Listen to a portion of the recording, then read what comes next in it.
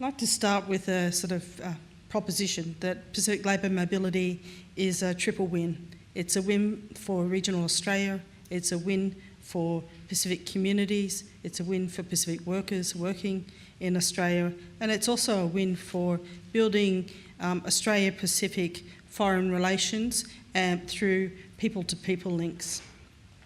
So what I'd like to talk to you this morning about is how we understand some of the key demand-side drivers. I'm going to be talking, like Kim, a little bit about population, but it's only one aspect of drivers of demand. And then I'd like to talk about how Australian government's dual-stream Pacific labour mobility schemes meet regional demand for labour and some of those benefits. So let's just look at the demand side. The first graph here, we've got the 25 years of population growth sort of the statistics. And the grey line down the bottom is the OECD, and the jumpy blue line at the top, which is way higher than the grey line, is Australia's population growth rate. And there's a divergence of about 1%. Australia's population growth rate between 2001 census and 2016 is about 1.6%. The OECD average is about 0.6%. So Australia has an extraordinarily high population growth rate for an OECD country. Now, where is that population growth rate coming from? If you look at the bottom blue there, that's from natural population increase, and the green is from net overseas migration.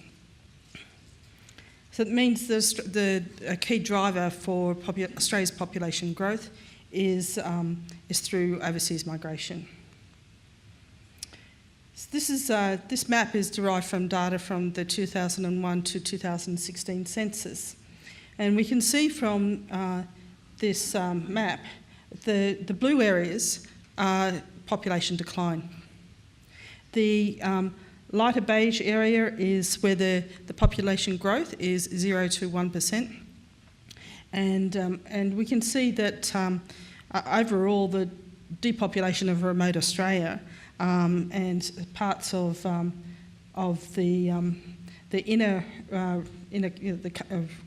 rural Australia is accompanied by growth in regions close to the city, close to the coast. The tree changes and the sea changes, as well as high growth in our capital cities, population growth. And this is some numbers based on the estimated regional population projections from the ABS. And over the last 5 years, between 2012 to 17, remote Australia's dropped, its population growth has dropped to -1%. And the next colour in from that, the sort of darker or lighter beige is inner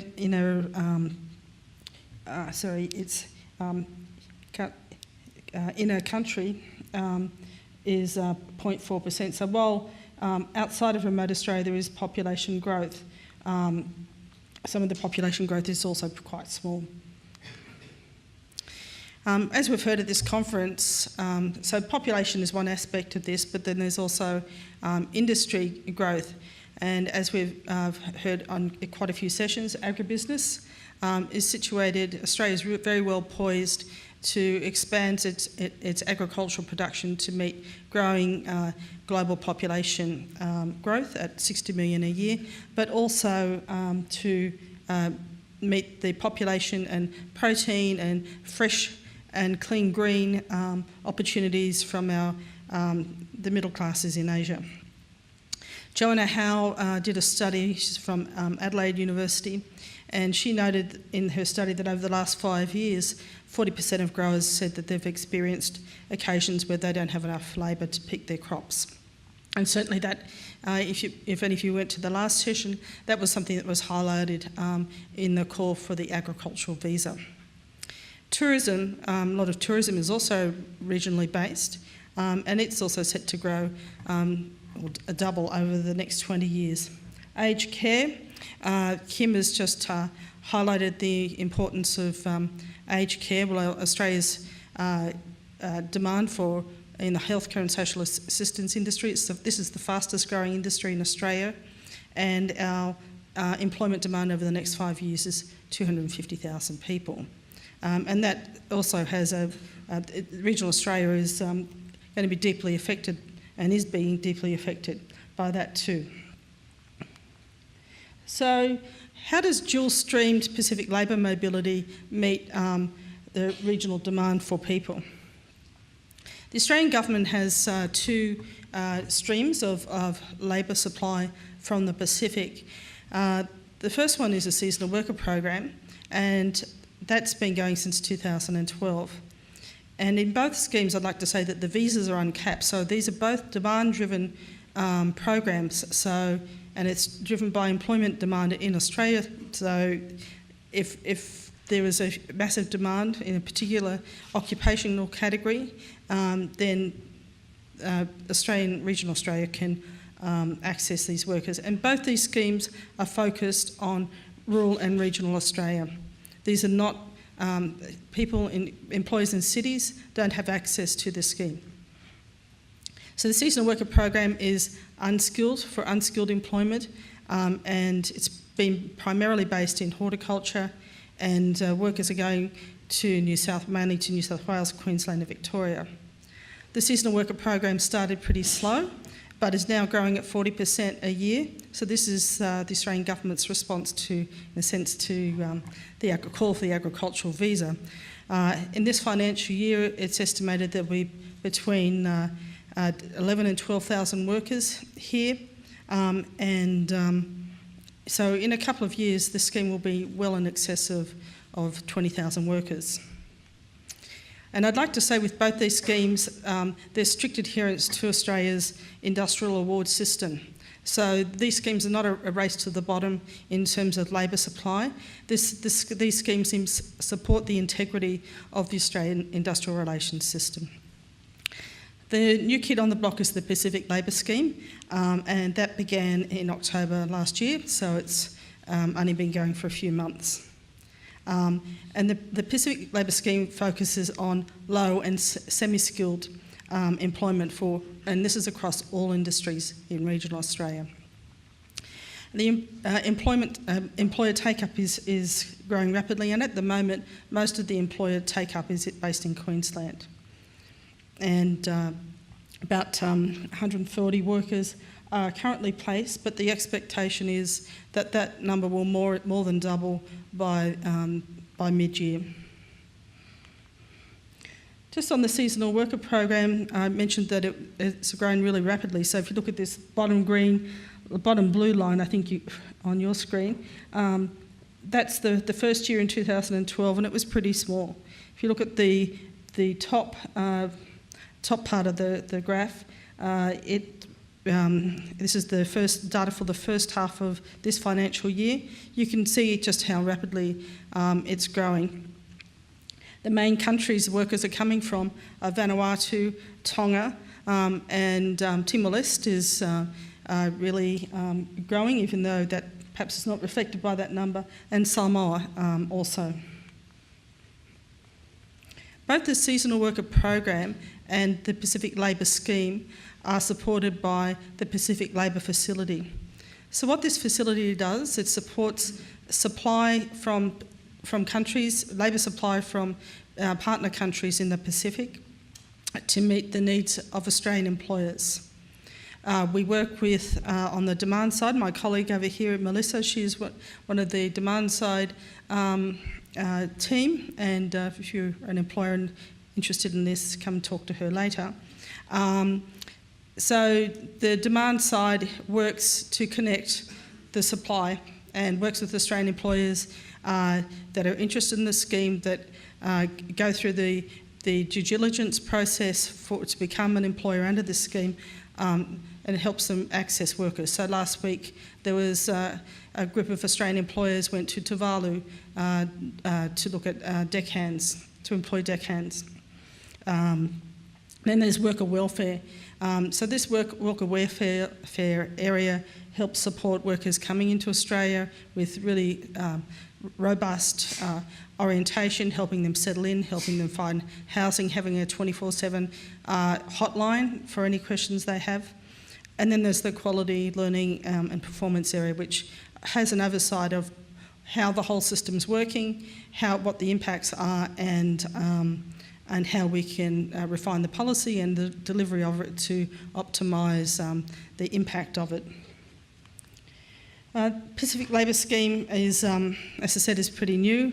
At the moment we've got 25 approved employers and 14 employers in the approval process. As well, we've got 54 current employer expressions of interest, and most of the workers that are coming, the workers that are coming onto the scheme are, over a third of them are in the across the agri-food industry. One of the things that's also nice about this scheme is that there's a movement of transfer from the seasonal worker program across to the Pacific Labour Scheme. So employers are using the seasonal worker program to identify leaders and supervisors, and then transferring them across onto a 3-year visa. There's been some great early successes where, such the wild catch Great Barrier Reef tuna business, where they're now reinvesting in new vessels because they know they've got reliable and productive labour. In terms of country participation, it's dominated by Kiribati, followed by Tuvalu, Vanuatu and Solomon Islands, and there'll be more countries coming onto the scheme once bilateral agreements are signed up. So how does this benefit the Pacific, and how does the scheme benefit regional Australia? This is a very vibrant photograph on the left of a house having been built from Pacific Island, one of the Pacific Islanders, a guy from Fiji, how he's used his remittances to build a new house. It really transforms communities and reduces poverty. Pacific Island countries, as many of you know, are remote places, and they're vulnerable to natural hazards. And Pacific Labour Mobility really builds community resilience and educates kids, and it upskills workers too. Just in terms of, it's a very important program. It's actually really, I've been involved in this for a long time, and this is one of the most feel-good sort of programs and initiatives that I've seen the Australian government launch. So remittances really are building up resilience in the Pacific. Over the 4-year period between 2012 and 2014, the World Bank found that $144 million were sent back home by workers. And, to give you a bit of a sort of context for that, that's substantially more than foreign direct investment and overseas aid. So this is while $144 million from an Australian perspective may not sound like a lot of money, for small island economies like Tonga, an infusion of almost $100 million over a 4-year period is a big deal, and it's very important. So how does it contribute to sustainable regions in regional Australia? ABARES did a study which was released last year on the seasonal worker program, and they compared the seasonal worker program, the productivity and profitability of workers under that program with backpackers. They found that seasonal workers were 20% more productive than working holiday makers, and so that obviously positively impacts the bottom line for farms. Also, aside from the bottom line, the reliability of labour supply is critical to farm risk management and also for future business investment. In New Zealand, they've got a similar scheme, and there's been a lot of farmers in Australia and New Zealand are now feeling that they can invest in their businesses because they know they've got workers that are going to come back year on year. So returning workers, not only were their first year seasonal workers more productive than backpackers, when they came back they were 15% more productive again than the first year. And as I mentioned, there's an emerging trend where there's been movement across from the seasonal worker program to the 3-year visa. So I'd like to say that, just to conclude with that the Pacific Labour Mobility is an exciting Australian government initiative, and as I said, it's a really positive initiative for regional Australia and for the Pacific. I've got a couple of minute video. Do we have time for? Yeah, if you could, which really captures a lot of what I've just been saying, and it's a video on the scheme when it first started, and its case study is the tuna fishing in Ulladulla. These men from Tuvalu are on a simple mission.